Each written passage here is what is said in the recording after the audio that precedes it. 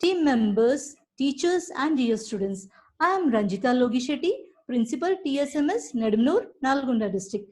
Welcome you all to the Economics webinar session of the Unit 2, Part 3, Population and Human Resource Development.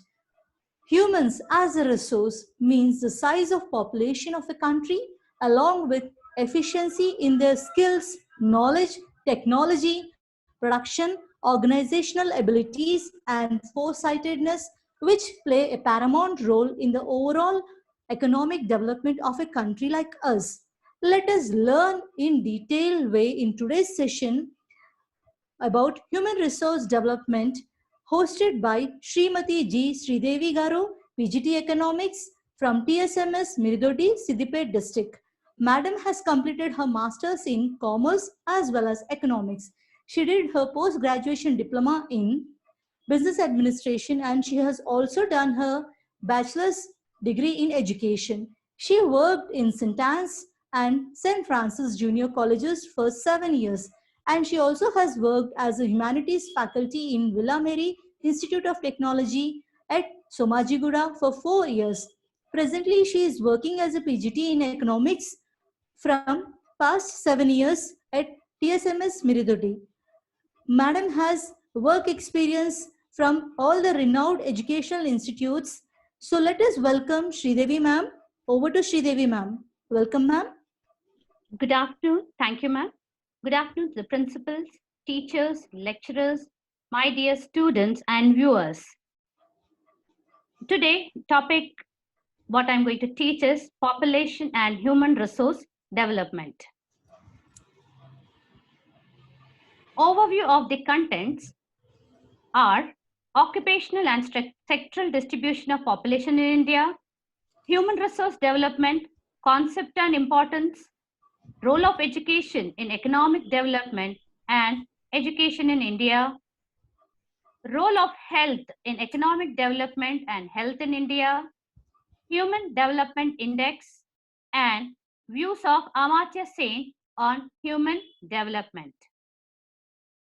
Coming to our learning objectives, students will be able to understand the importance of human resource for the economic welfare, to understand that it is not quantity but quality of population is important for the economy, and to analyze the role of health in economic development, and they will be able to synthesize that development requires the removal of sources of unfreedom like poverty, poor economic opportunities, and negligence of public facilities.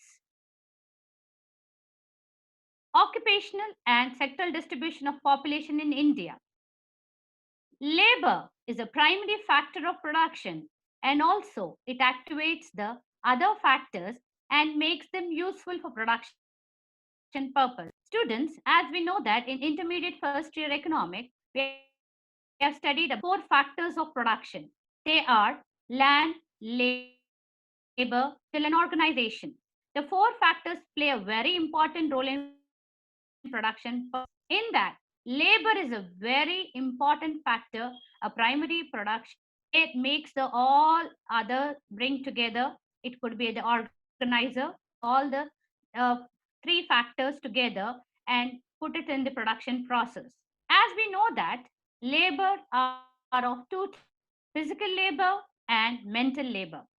Physical labor are those laborers keep their strength, stamina in the activity where they are involved into it. Whereas coming to mental labor, they use their intellectual knowledge, the brains, they keep it in their activity they involved. Example, lawyer, engineer, teachers, lecturers, professors, administrators, etc. So labor plays a role. Either it could be a physical labor, either mental labor plays a very important role in production purpose. As we know, the occupation structure of the country refers to the distribution of its population according to different. So whatever the population what we have in a country will be distributed different occupations. Now let us see the different occupations which are divided into 3 types. Primary sector, secondary sector, and tertiary sector. Coming to the first sector, that is primary sector, which includes agriculture, animal husbandry, forestry, fishery, etc., which are collectively known as primary activities students. And they are primary because their products are essential for human existence, and these are carried on the help of the nature. Means they are very much interlinked, very close to the nature. Either it could be agriculture, animal husbandry, forestry, fishery, which are connected to nature. And the primary existence of human being depend upon this primary sector. Coming to the second sector, that is manufacturing industry. In this manufacturing industries, we have three types of industries: large scale, medium scale, and cottage industries. When you talk about scale over here, students, what is scale? Scale is nothing but investment what you're making in the business, or the investment made by the entrepreneurs or the businessman or the manufacturer, whatever the investment they are making, the amount, the capital, what they are investing in the business, that is called as a scale. If it is a large scale, it will be around crores of rupees. It's a medium scale, it depends upon lakhs of rupees, and small scale, it depends upon less than 5 lakhs, like that. And other one is your cottage industry. So here, manufacturing industries are three types: large, medium, and small scale. Coming to the other sector, that is sector, which includes transport, communications, banking, and finance services are included in tertiary sector. And these are help the primary and secondary activities. As we know that whatever the products produced in agriculture sector, or it could be sector, the goods have to be transported from one place to the other. Okay, to create a place utility, we take the help of transportation, and transportation creates the place utility, mean carrying the goods from one place to the other place. And communication, without communication we cannot do any transaction at all. So communication plays a very important role. Without two people talking, we cannot do communication. Communication plays a very important role. Coming to banking and financial services, without money, the bank is nothing but which provides loans, money to the business entrepreneurs. So with the capital investment made in the business, then only we can do any kind of production. We can buy raw material and start the production activity. So banking and financial services are very important. And this kind of sector, that is your tertiary sector, will coordinate the primary sector and the secondary sector. So all three sectors go together, which are equally very important for the economic development. Economic development and occupational distribution. Transfer of population from agriculture to industry and eventually to service is considered as the index of economic development. When you want to see the progress of any country, we can see there will be a occupational shift from agriculture to industry, then eventually to tertiary sector, the service sector. According to A.G.B. Fisher, also said the same. We may say that in every progressive economy, there has been a steady shift of employment and investment from the essential primary activities to secondary activities of all kinds, and to a still greater extent into tertiary production. So overall, A.G.B. Fisher also says the same. There should be a steady shift of employment, and investment should be done from primary to secondary, secondary to tertiary. According to Hans Singer, he also says that economic development will be achieved by transforming an 85% agriculture dependent country into just 15% agriculturally dependent country. Then we can achieve economic development according to Hans Singer. Here, there's some data, students. Just look into the screen. Occupational distribution of working population in India. We have three sectors: occupation, primary, secondary, and tertiary sector. And you have 1951 to 2019, you have a data over here. So when you see, clearly observe that So in the beginning, 1951, primary sector is 72.1. When compared to 2019, it is 42.39. That means it has reduced. Means occupational structure has changed from primary to the other sector. Coming to secondary sector, it is 10.7% to 25.58. Means it is here also increased. And treasury sector 17.2 to 32.4. So it's a drastic change we can see. So a lot of tertiary sector given more importance for the economic development of any country. Based on the data, there are certain points which you have to make a note over here, students. Agriculture remained the main occupation of the people over the period 1951 to 2019. So from 1951 to 2019, there is a shift, but we can see, but the main source, the main occupation of the people was agriculture. And there is a major 1991 to 2019 with the percentage of labor force in primary sector falling to 42% in 2019 from 1991.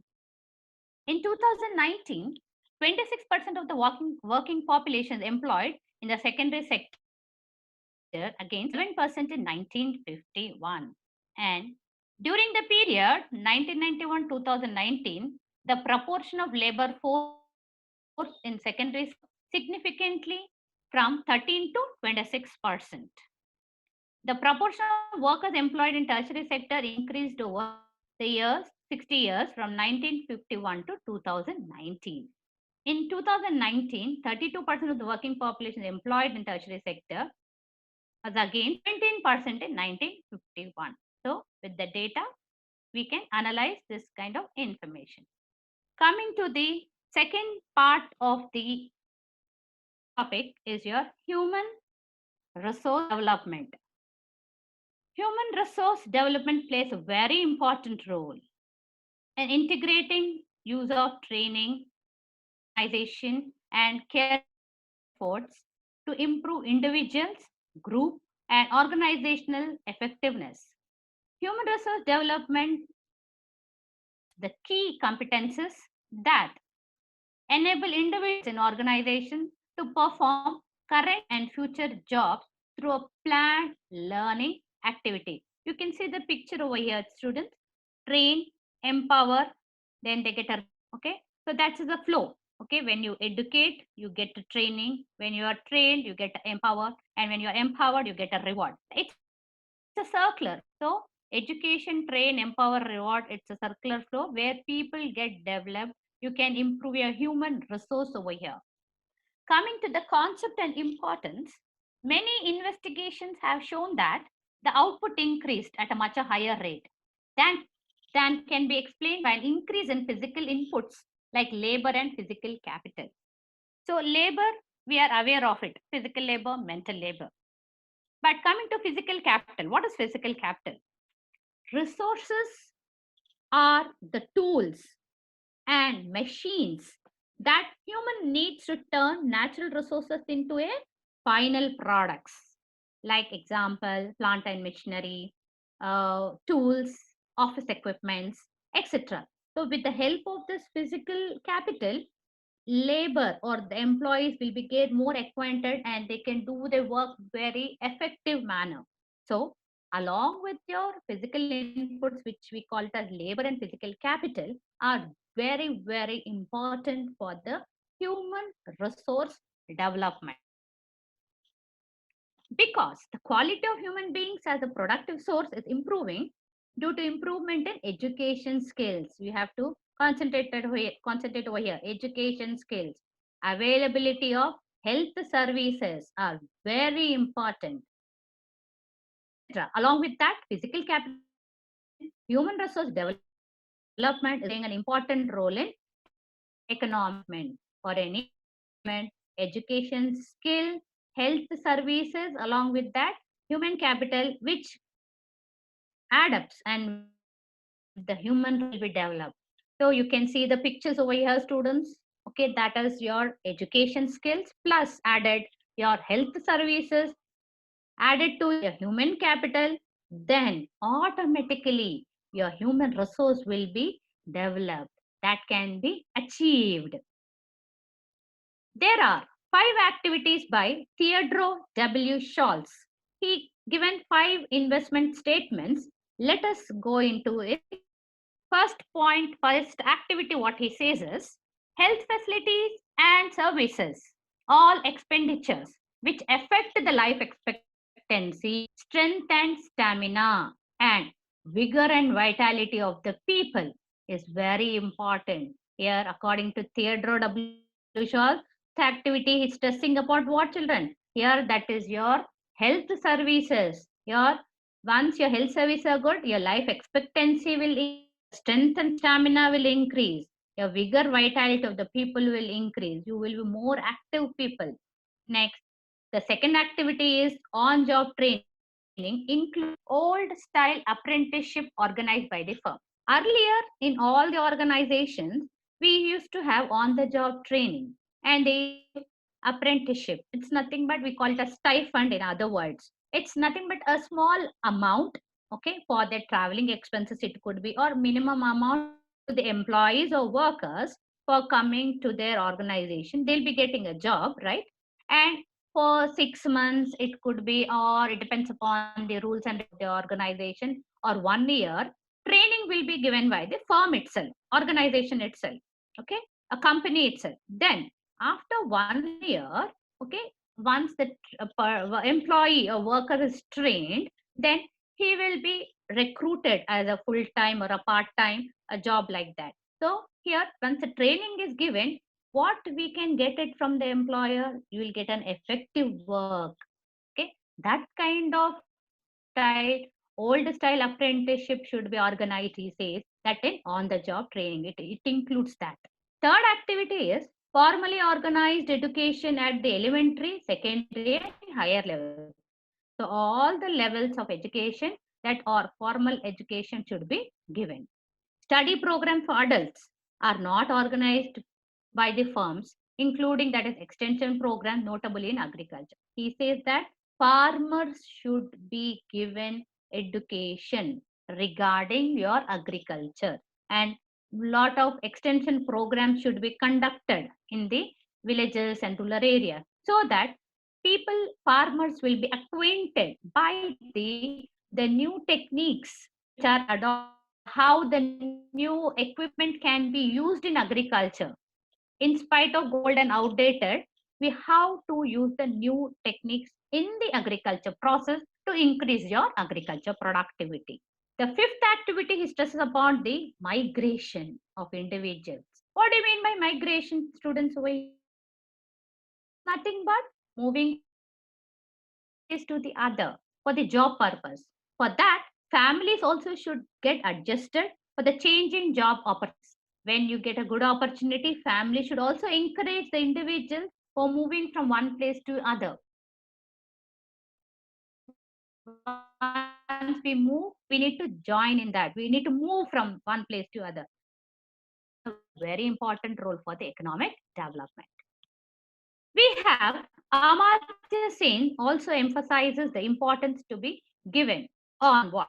First point is human resource development, entailments of individuals, women's health, health care or girl child health, health care of the girl child, and proper nutrition. When you talk about the entailments of individuals and women children, we should have an equal right in family law and in workplace, and wherever we are working, we should get a fair wages or equal pay, and a what do you say, reproductive right, etc. So in that all avenues, the entailments of women and individuals will be involved in it. So that plays a very important role. He stresses upon on the women and a girl child.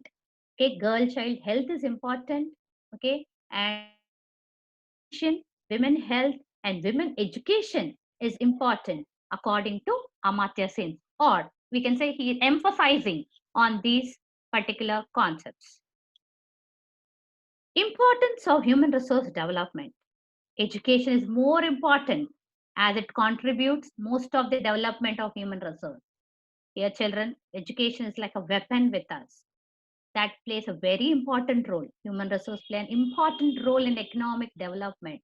For that, we need technical people, professional people, administrative people.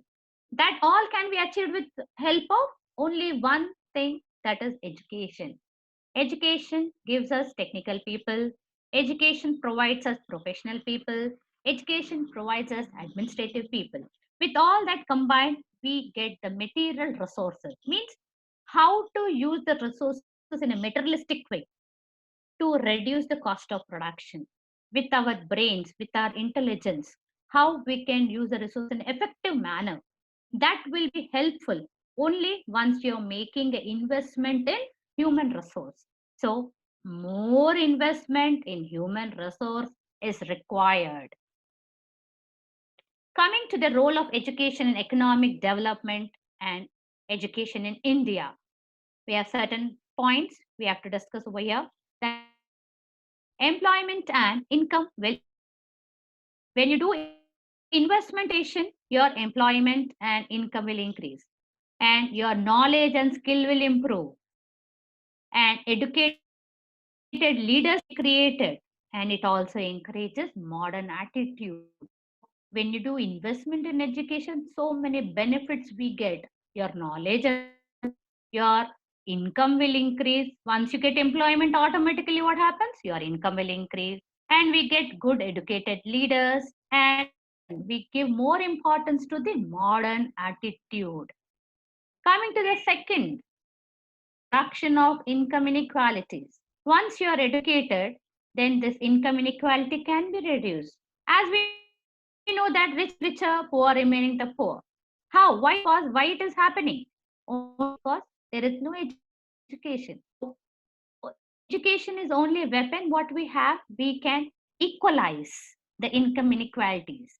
Okay, whatever the income inequality is there, that can with the help of education we can have a income equalities and remove your income inequality. So universal education will improve what? Human capabilities of the people and helps them in increasing their earnings. Otherwise, rural development. When we find educated people, it will provide knowledge to the rural poor. We will overcome what? Ignorance and superstitions.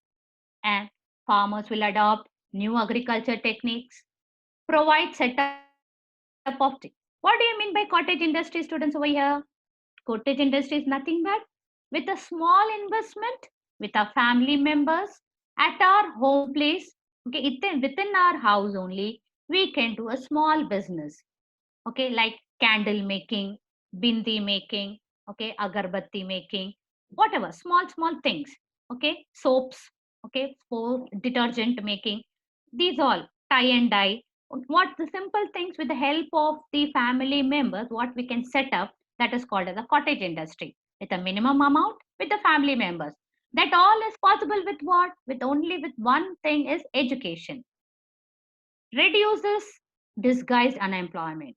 Disguised unemployment, where we find usually we find it agriculture. So what is disguised unemployment? Workers will be more, work will be less. Okay, we'll get the work with many people. So we'll get the work done by many people. What happens over here? The productivity will be zero. So that can be removed with the help of education. Once you are educated, you can move your occupation to the other. We need not depend upon agriculture again. We occupation distribution, that we'll shift to the other occupation. So reduces disguised unemployment. So in rural areas, these kind of important, like once we are educated, provide knowledge to rural poor, overcome ignorance and superstition, farmers adopt new agriculture technique, provide setup of cottage industries, and reduces disguised unemployment. Coming to other one is family planning. As we know that if the woman is educated, okay, we will be working. Okay, we will go for higher education. What happens that the woman is helping in the financial matters in the family, so automatically our standard of living will improve. Standard of living means what? The way we live is called as standard of living, and it will restrict the size of the family. So once we are educated, we will have a proper knowledge how to reduce the family. What are the techniques to reduce your family can be adopted by the women. And best method of family planning measures will be taken by the women. And if the woman is educated, she will seek employment, obviously. And automatically what happens? When she is educated, she will be working. When she is working, is a woman employee, okay, she cannot give birth to many children. She will go automatically, she'll restrict the size of the family. And even though if she is working, upbringing becomes very difficult, right? So when upbringing becomes difficult, she prepares her mind to restrict her family size. Okay, so educated women play a very important role in the family planning techniques. Coming to the other point is on-the-job training. Many firms provide on-the-job training to their workers. So on-the-job training means I already told training, once educate, train, and then they get a reward. Okay, they get more enthusiasm and they can give a very good effective work in the organization. Improvement in human capital increases. So already I spoke about human capital, the office equipment, it could be a machinery, whatever the resources what we are using in the production activity, we will be knowing how to minimize them and how to use them in a proper way. That all depends upon the training given in the on the job. Productivity of physical capital increases skill and efficiency and also increases the production. It's all interlinked, children, over here. Okay, job, training, human capital, productivity, physical capital, skill, and production increases. These are all interlinked, all are connected. So this is very, very important. Apart from this, okay, we need skilled manpower, research in science, responsible behavior of any individual. Wherever you're working, whatever activity you're doing, you should be responsible. And political stability, as we know that the politics, okay, the government should be stable. Added with that, transmission of culture heritage. So we should not forget our culture. That transmission should be there and it should be given to the further generation. Added all this, economic development will be achieved, like skilled manpower, research in science, responsible behavior, political stability, transmission of culture heritage. Okay, along with the other points we discussed, these are also very important for the economic development. Coming to education in India, public expenditure to GDP in India was stagnant for the first 3 decades. Decade means 10 years, children. So first 3 decades means the first 30 years after independence, there was not much importance was given to education.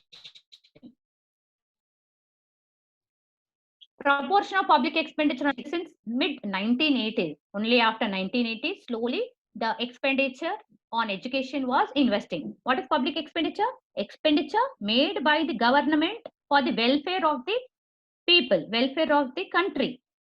Okay, welfare of the people living in the country. That is public expenditure. So that has been increased when from since mid 1980s only, slowly the public expenditure was contributed for education in India. Coming to budget 2020, Union Finance Minister Nirmala Sitharaman budget this year could focus on enhancing spending on education infrastructure in the country while pushing of an improvement in overall education system. Academicians and industry leaders expect several reform measures on strengthening the education system.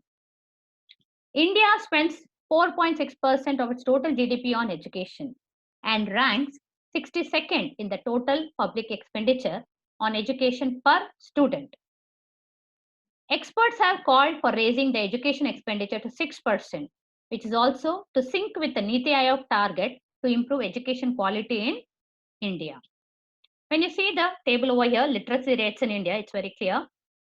When you see the literacy rate in 1951 and 2011, it is in 51 it is only 18%. In 2011 increased to 74%. That's a lot of increased rate. Means many people started knowing the importance of education. Coming to male literacy, it is 27 to 82%.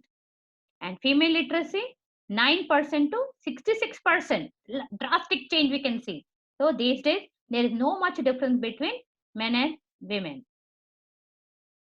The constitution also enjoined up on the government to provide free and compulsory education to all the children up to the age of 14 by the 1960. In the year 1964, an education commission under the chairmanship of Sri D.S. Kothari, the government national education policy was introduced in the year 1968, children. National policy on education was announced in the year 1986. It envisaged universalization of primary education and adult literacy by 1990. It gave a high priority to qualitative improvement on education, especially technical and higher education, vocationalization of secondary education, etc. The Right of Children to Free and Compulsory Education Act 2009 was passed by the Parliament with the aim to provide useful and relevant elementary education for all children in the age group of 6 to 14. By 2010, the scheme of Sarva Shiksha Abhiyan was also launched in 2001. Okay, make a note of these points, children. A new centrally sponsored scheme, the Rashtriya Madhyamika Shiksha Abhiyan, was launched in 2009 to enhance access to secondary education and improve its quality. University and higher education is also much more important in view of human resource development. Coming to the role of health in economic development. Improvement in health of people increases their productive capacity and quality in human capital. So once the people are healthy, then it increases the productive capacity. Expenditure on health takes in the form of investment in medical knowledge, in disease prevention, in treatment and rehabilitation, and improving level of nutrition. Improvement in health of workers automatically raises national output. So here they are telling many points over here, children. Stress upon it. Health take a form of investment. So once you have expenditure on health, then you can form of investment in medical knowledge. We can have a knowledge about this. We can also have a treatment for rehabilitation, and we can also improve our level of nutrition, what to eat, what not to eat, what are in which items nutrition vitamins are there, carbohydrates are there. We'll have a complete knowledge once we have a education. Improvement in health of workers automatically raises your national output. So if the worker is healthy, then automatically what happens? He will raise their national output. Means he'll go regularly. Organization works, puts vigor and vitality, lot of strength and stamina, and then automatically our GDP will increase, our national output will increase. According to the World Development Report 1993, it stresses upon it reduces the production losses caused by workers' illness. If the worker is ill, he cannot work. The production will reduce. So here they say that they will reduce the production losses caused by the worker's illness. And it permits the use of natural resources which were inaccessible because of disease. So whatever the resources which are inaccessible, that can be used. Resources means not the natural resources as well as the resources in the human. It increases enrollment of children in schools and makes them better able to learn. So if the child is healthy, he will go class by class, go to the next section, next class and all. It will be improving and he will do his schooling, then his college, then his secondary education, then his post-graduation, like that. Okay, graduation, post-graduation, like that, one by one, step by step, he'll be doing only if possible, if he's healthy.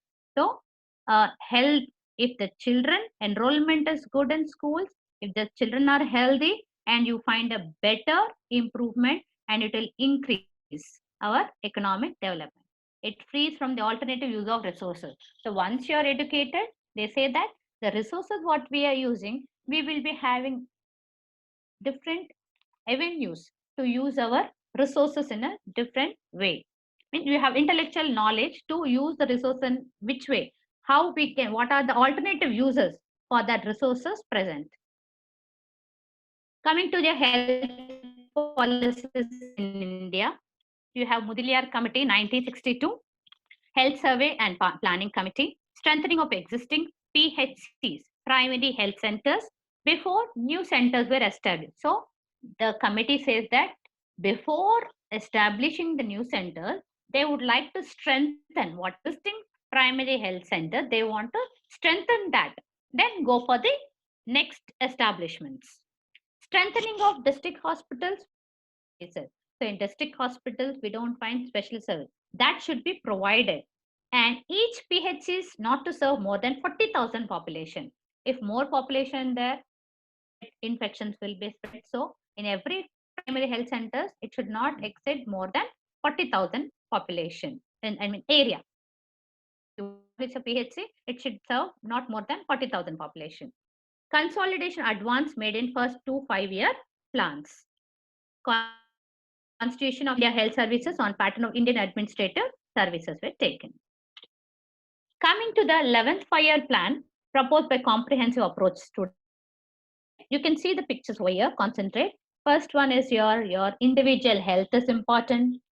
Then public important, sanitation is important, accessibility food, safe drinking water, feed, mother feed, and hygiene. So on 11th 5-year plan, okay, when it was a comprehensive approach, they have given priority or importance or emphasized shown on these aspects. Okay, individual health, public health, sanitation, safe drinking water, accessibility of mother feed, and hygiene was given importance by the 11th 5-year plan. The key features of National Rural Mission.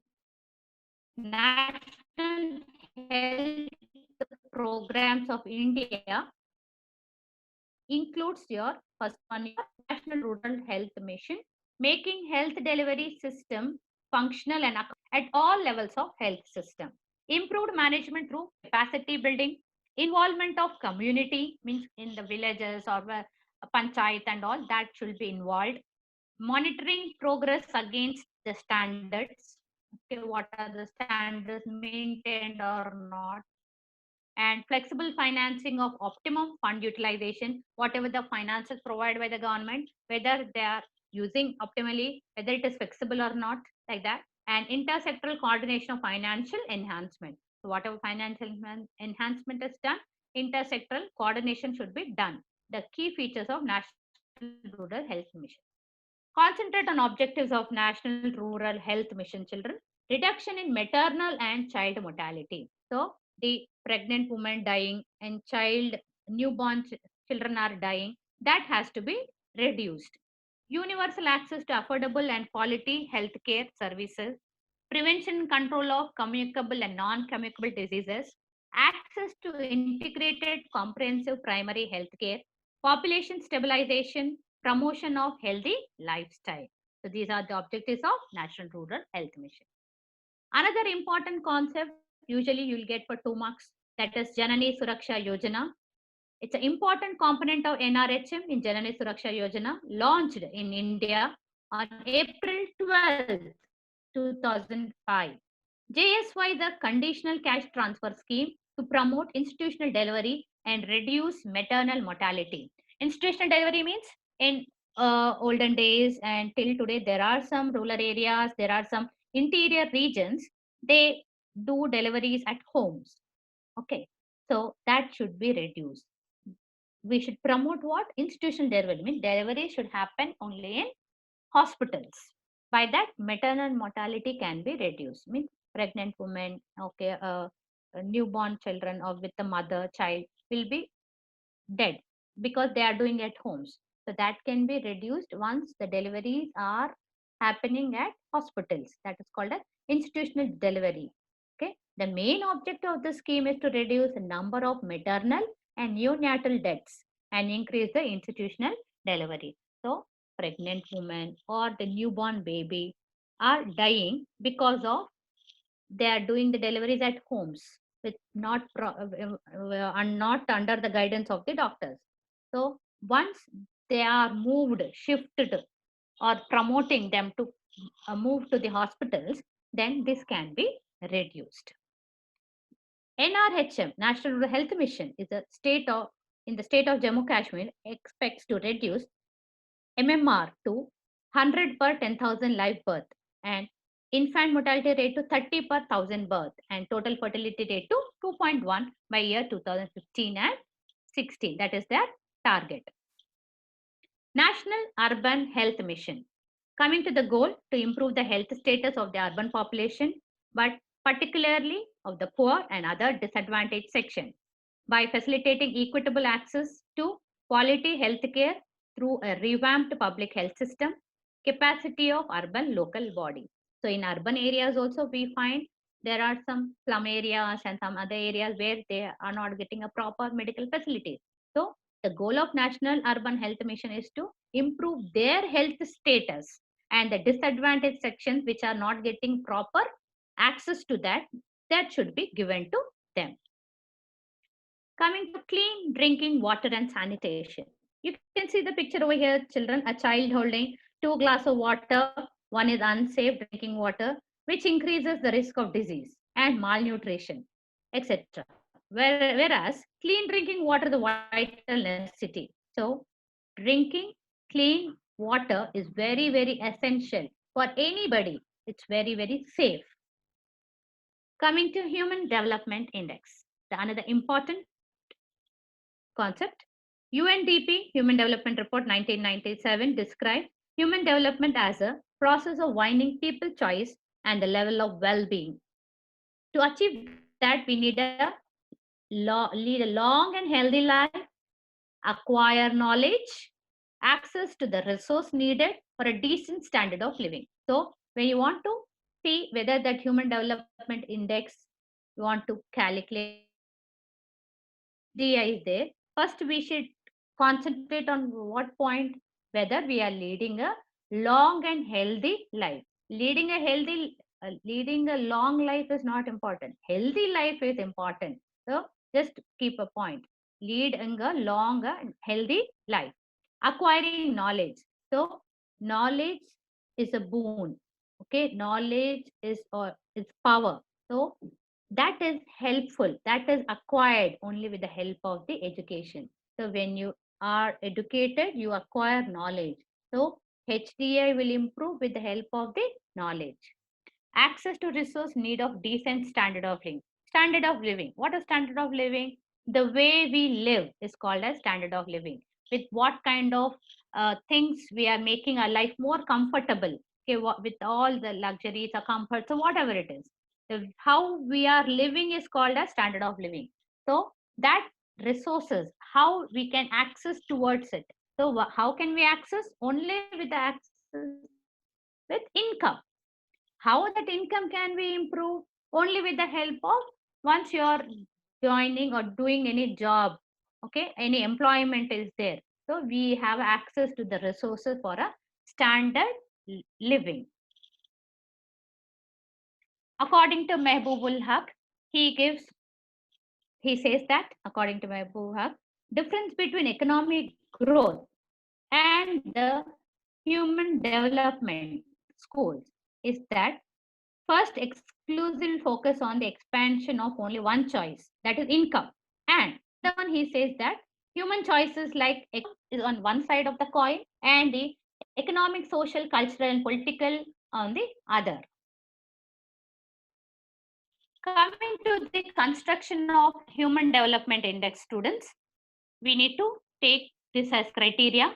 HDI measures the average achievement in 3 basic dimensions of human development. First is a long and healthy life as measured by life expectancy at birth, means how long we are living. Okay, healthy life, that is life expectancy.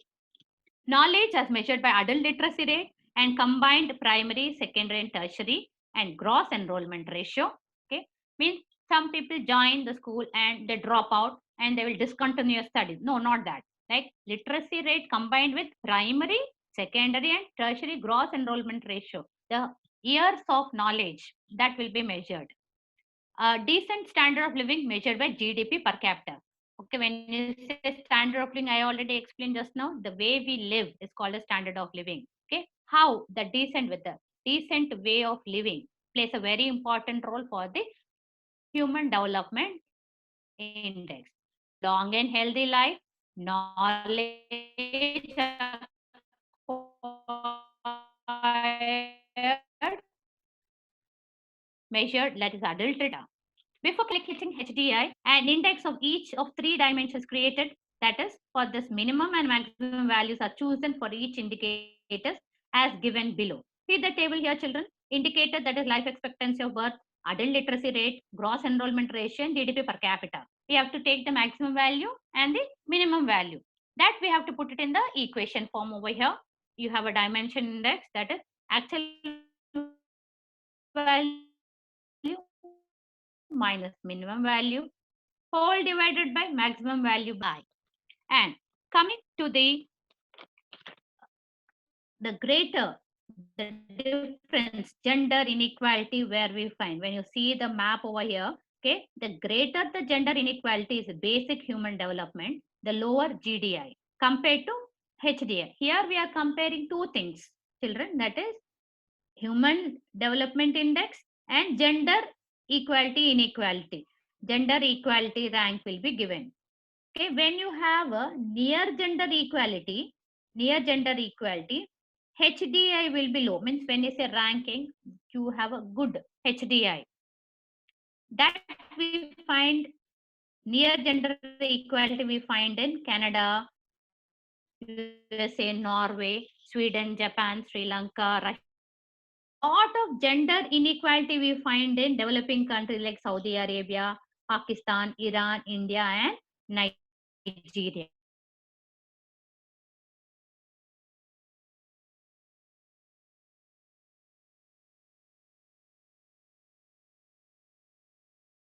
Three areas, children. One is political participation in decision-making power, women and men's percentage share of parliamentary seats, economic participation decision-making power, that is measured in two again, male and female percentage of positions as legislators, senior officials and managers, male and female percentage share of professional by female and male estimated earned income. Human poverty index. Coming to the human poverty index, we have variables over here. Percentage of people expected to die before age of 40, percentage of adult illiterates, percentage of people with access to health service and safe drinking water, percentage of malnourished children under 5. So when you want to calculate your HPI, human poverty index, these 4 variables should be taken into consideration. Coming, the very interesting part is gross national happiness index. Gross national happiness index, not calculate any other country. Only national happiness is a philosophy that guides the government of Bhutan. It includes an index which is used to measure the collective happiness and well-being of a population. Gross national happiness is instituted as a goal of the government of Bhutan in the Constitution of Bhutan, enacted on 18th July 2008. Coming to the conclusion of the topic, that is your views of Amartya Sen on human development. Amartya Sen, as we know, that book has written Development of Freedom, published in the year 1999. He is the only Indian who won the Nobel Prize for Economics. He argues that development is a process of expanding the real freedom. So he says that freedom, development as a freedom, like political, civil, social, economic rights of the citizens, okay, women freedom, freedom of press, this all freedom should be given more importance. So here he says freedom creates growth in individuals. Like freedom depends upon the individual's initiatives and social effectiveness. He gives priority or 5 important freedoms. He says that political freedom, economic freedom, social freedom, transparency, protective and security. So When we say political freedom here, children, that is free speech and election. When you talk about your economic opportunities for participation in trade and production, when you talk about social freedom, education and health, and transparency and protective, it's strengthened by one and other. According to Amartya Sen, pride freedom play a very important role. Coming to your improve your learning, children, what are the concept I dealt today? There are some important expect negated for 2 marks: literacy rate, National Rural Health Mission, Janani Suraksha Yojana, National Urban Health Mission, Gender Empowerment Measure, and concept of human resource development, its importance, gender inequality in economic development, health policies and programs adopted in India, and views of Amartya Sen on human development. Thank you.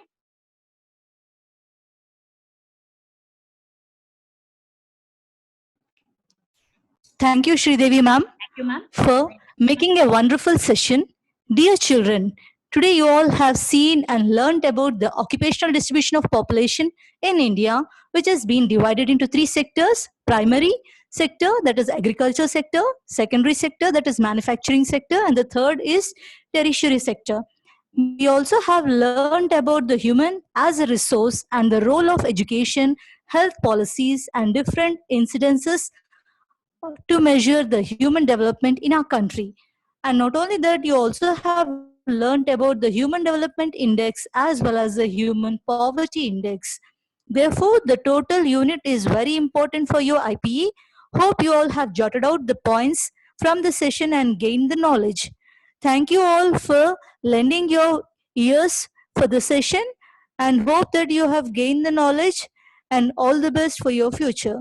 Thank you all. Thank you, ma'am. Have a good day.